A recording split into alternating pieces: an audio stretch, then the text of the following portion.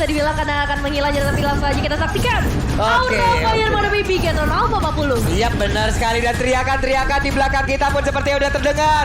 Coba mana yang lebih kencang lagi dong dukungannya nih FPL Arena.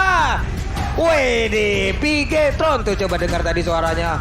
Aura ada juga tuh di pojok sana. Oke, kita lihat aja apakah mereka akan tetap bersemangat untuk memberikan dukungannya kepada kedua tim yang sedang bertanding di match yang pertama hari ini. Iya, sini dia kita masih ke dalam game yang kedua di mana 1 poin memang sudah diamankan oleh teman-teman dari Aura. Cuma nggak menutup kemungkinan juga pastinya karena Bigetron Alpha membawa hero yang berbeda, membawa gameplay yang berbeda juga pastinya. High dan juga Max kali ini terlihat terpantau oleh kamera mendapatkan purple buff-nya masing-masing tanpa ada gangguan.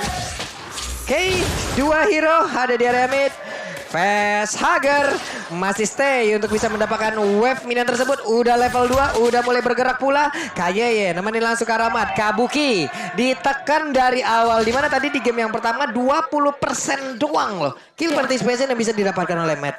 Oh ya, dan yes, dengan adanya rotasi ke arah gold laner ini pastinya bakal merepotkan entah itu Kabuki, entah itu ke arah seorang Matt. Tapi yang terpantau kali ini Zorizo dan juga Fluffy bakal jadi fight yang cukup lama, tapi kita tahu sendiri damage dari seorang Pakuito mungkin akan ngebuat Zorizo nggak punya space terlalu lebar. Yep, Facehugger ada di area mid, belum bergerak ke arah atas ataupun bawah. Sementara untuk Kabuki masih stay di dalam lane-nya, udah level 3 terlebih dahulu. Satu wave minion ini akan membuat Matt pun mendapatkan leveling yang sama, tapi ternyata untuk kali ini kan ada satu Iron Hook yang memang sangat on point, dan first blood berhasil didapatkan dari gold laner Aura Fire, dan Kabuki pun harus down. Nah, happy birthday Kabuki ya jatuhnya karena itu surprise.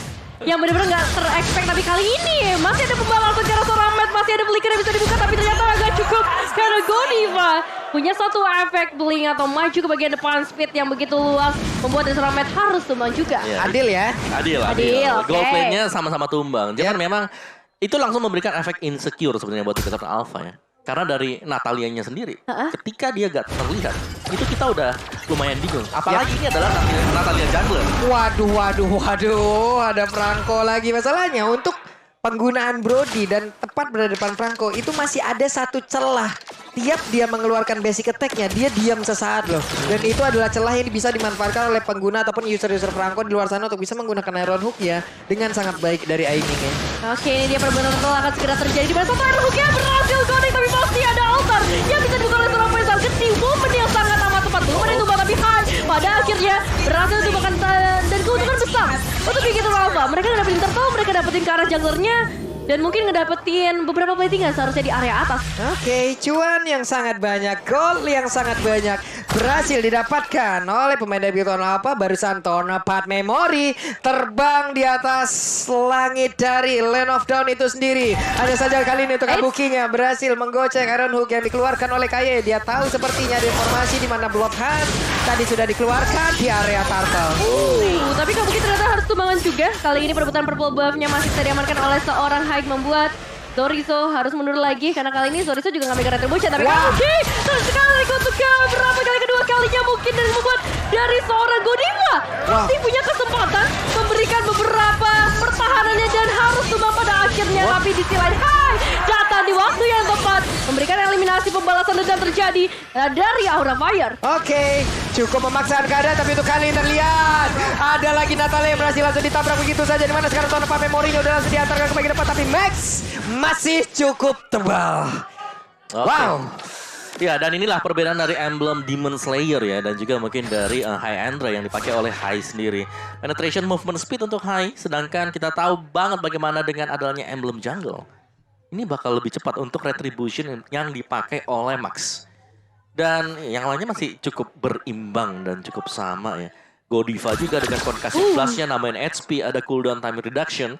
Jadi lebih karena untuk memperkuat sekarang di gold lane seperti apa. Karena Matt kalau kita lihat ini 5 menit awal semua yang dilakukan oleh Kimi selalu on point. Connect lagi dong Ong Wawa dan dihajar.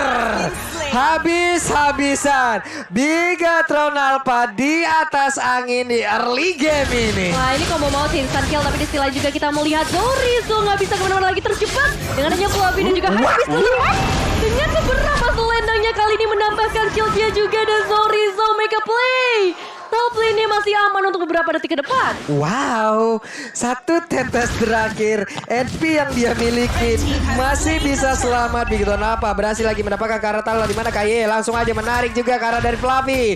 Tapi Fluffy masih bisa bertahan, masih bisa pergi dari area tersebut dan juga pulang recall regen SP barusan Moreno di area mid. Langsung diajar habis-habisan dan menghilang sudah dengan sangat-sangat cepat. Wah, dibales ya instant kill-nya kali ini berada di area mid lane terlebih dahulu dan kita akan kembali menyaksikan pertandingan di bagian gold lane-nya karena udah ada seorang Ki yang dicari kali ini. Satu Iron Hook-nya belum connect ke arah siapapun. Matt juga akan mundur terlebih dahulu karena 4 pemain dari Aura Fire bakal sulit ditahan. Apalagi lihat, hai, damage burst yang gak bisa tertahankan lagi, menumbangkan ke arah Ki. Gak akan ada gangguan rantai-rantai dalam beberapa detik ke depan.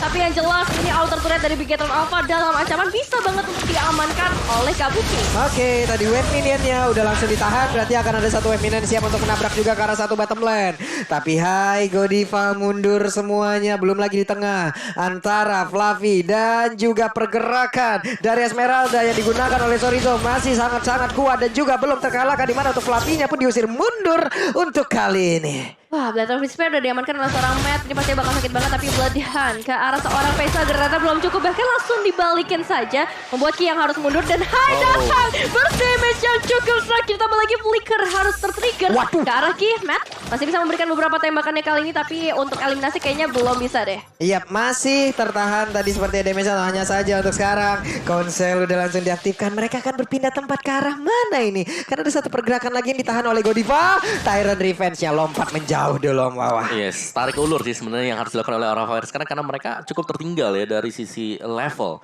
Terutama untuk area dari jungler sendiri. Jadi Max dia tebel banget. Dia bakal bisa nge-soak semua damage yang diberikan ke arah dia sekarang. Yep. Godiva diajak untuk langsung pergi dan juga pulang menuju ke arah satu tertarik yang ada di area bottom lane. Ada 3 hero berkumpul, wave minion dihilangkan. Turtle pun kali ini langsung terlihat lagi menggoda seluruh player agar bisa masuk ke wilayah dari pit Turtle itu sendiri dan melakukan sebuah pertempuran. Tapi tidak sempat ternyata. Cepet banget buat dapetin ke arah turtle-nya. Tapi kita ngeliat juga tadi dari seorang Godiva memberikan satu checking.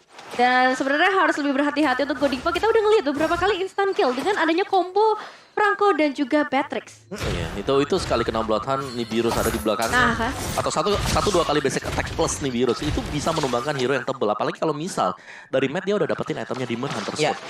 Itu yang paling penting kan dengan Nibiru's Passion nanti. Ini kayak dipaksa dulu, ini ada perubahan lagi mungkin dari item-item. Biasa kan kita melihat kayak ada Hunter Strike, ada Malefic Roar, BOD, lalu ada Heptasis pula dipasangkan. Lalu mungkin nantinya akan ada Ascol, tapi dengan adanya hero yang cukup tebal ya balik lagi. Bakal lu combine seperti apa lagi dari sisi item yang dimiliki oleh masing-masing player. Ya, dan ini dia untuk facehugger sendiri ya. Dari statistiknya, most pick hero-nya Kara Faramis dan juga ke arah Eve di season yang ini. Dengan 7 total game yang berhasil dimainkan, win rate-nya Kara 57%. Iya, tapi kalau lihat KD-nya sih asisnya ngeri ya, 44 asis. Dari 7 total games. Jadi cukup besar untuk asis dari facehugger. Yang dimana ya dia sebagai mid laner memang bisa ngasih damage besar. Tapi dia nggak terlalu nyari damage juga. Dia lebih fokus untuk mendapatkan kemenangan di teamfight. Wah, ini Flavia di bawah, coba lihat langsung diinvasi dengan begitu banyaknya player yang memiliki Bigetron Alpha. Mereka aja numpang lewat dong dengan membawa satu wave minion. Hancur sudah satu outer turret di area bottom lane. Ya, ini bisa dibilang Ki personal brandingnya udah berhasil banget. Kalau ngelihat Ki udah pasti bakal mundur. Dan ini ada dari sedikit itemization-nya yang pastinya udah dibuat dengan adanya seorang Blade of Despair yang kasih efek besar ya Om Awa. Iya sih, dan facehugger yang gue pengen lihat Enchanted Talisman. Dia menuju ke sana juga dan dia punya magic worship ya. Jadi bakal ada efek bertambahan. Waduh, facehuggernya nggak sempat untuk mengeluarkan satu ke Alta dan malah dirinya yang langsung diajar begitu saja, di mana sekarang belum hanya ke arah dari Natalia. Ada pertempuran sepertinya belum berakhir, di mana Godiva udah langsung lompat dengan Tyrant Revenge di bagian depan. Belum ada Tyrant Revenge dikeluarkan.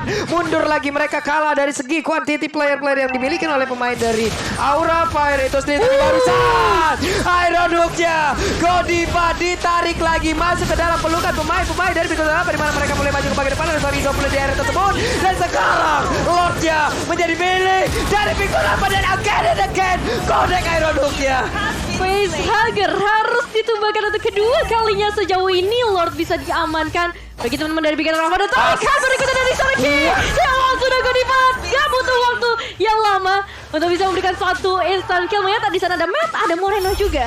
Ini udah kuadra. Ini udah kuadra hook jatuhnya 4 kali berturut-turut kena semua loh, dan hampir aja.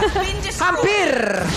Hampir banget. Ya, setiap kali ada tarikan hook dari Ki, ini langsung momentum, langsung ada impact Iya, buat iya. Bigetron Alpha. Ya dan bagusnya Bigetron Alpha juga punya satu covering atau refleks yang cepat banget. Sehingga air hooknya nggak pernah sia-sia sejauh ini dari seorang Ki. Tapi di sisi lain kita bakal melihat juga Zorizo coba untuk mengamankan terlebih dahulu ke arah purple buff bagi seorang Hai supaya nggak bisa menyusul ketertinggalan gold mereka. Apalagi udah ada Lord di bagian Itu bottom lane. pakai umpan apaan si Kaye barusan kena mulu aja, tapi Max dengan badannya begitu tebalnya dia pede berdiri di depan seorang diri. Ada Kaye mencoba untuk menarik, tidak ada satu player yang berhasil langsung diamankan.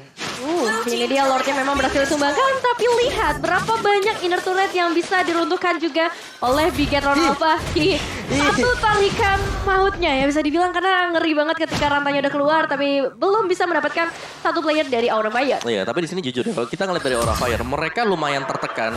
Apalagi dari sisi jungler XP laner ini harus mendekat, dan itu selama masih ada Franco, bakal bisa di-disable salah satu hero-nya. Yap.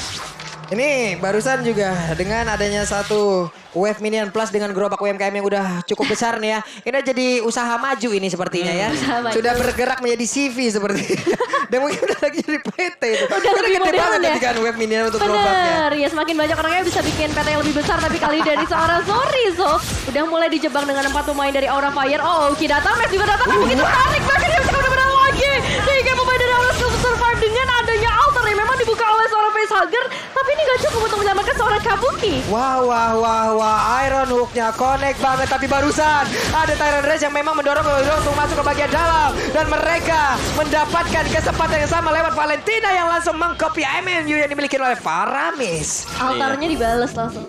Oke, tapi ya itu altar memang harus bisa di-copy sih sama Moreno ya. Salah satu ultimate yang penting banget pastinya juga untuk Aura Fire biar mereka bisa seimbang gitu loh. Yep. Dari sisi team fight ya, karena kan otomatis kita berhadapan dengan hero yang nantinya tumbang, dapetin HP tambahan misalnya 2000-an, dan nanti dia bangkit lagi.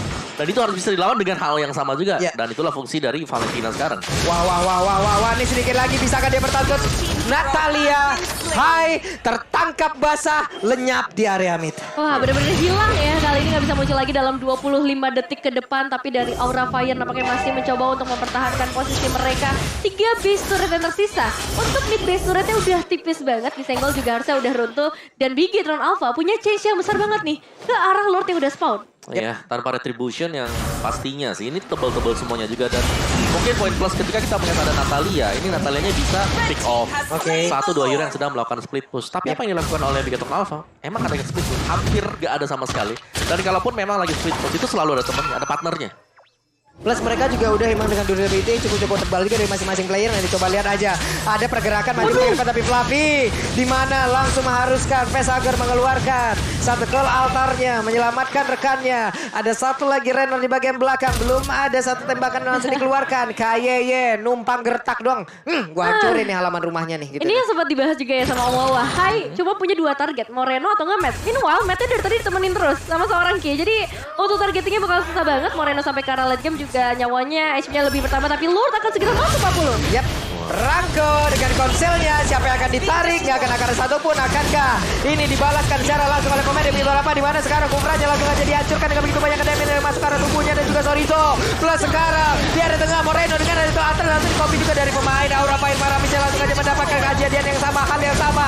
Triple kill berhasil didapatkan pula, killing berhasil dihancurkan pula, dan media inilah yang langsung dilakukan oleh pemain dari Bigetron Alpha, dibalaskan secara langsung.